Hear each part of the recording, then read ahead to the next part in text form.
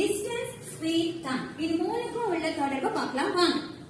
இப்ப டிஸ்டன்ஸ் மட்டும் நம்ம கண்டுபிடிக்கணும் அப்படின்னு வச்சுக்கோங்களேன். இந்த மாதிரி ஒரு முக்கோணத்துக்குள்ள டிஸ்டன்ஸ்க்கு d, ஸ்பீடுக்கு s, டைமுக்கு t இந்த மாதிரி ஷார்ட்டா ஞாபகம் வச்சு போட்டுக்கணும். சரியா? அதுக்கப்புறம் என்ன கேக்குறாங்க? டிஸ்டன்ஸ் கேக்குறாங்களா?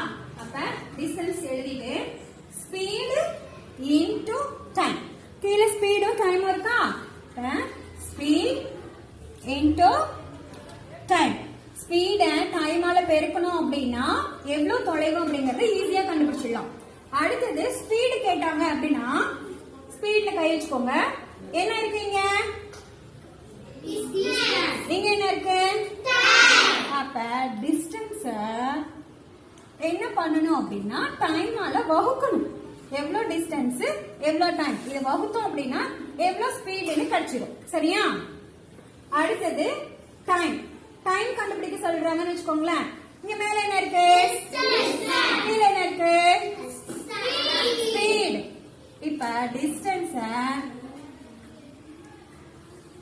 ஸ்பீடால வகுத்தோம்னு வச்சுக்கோங்களேன். என்ன நமக்கு கிடைக்குது? டைம் கிடைக்கும். எவ்வளவு டிஸ்டன்ஸ் இவ்வளவு ஸ்பீட்ல போறோம் அப்படின்னு சொல்லி வகுத்தோம்னா இவ்வளவு டைமுக்குள்ள போயிடலாம் அப்படின்னு சொல்லி கிடைக்கும். டிஸ்டன்ஸ், ஸ்பீட், டைம் ஈஸியா ஃபார்முலாவை கண்டுபிடிச்சிக்கணும்.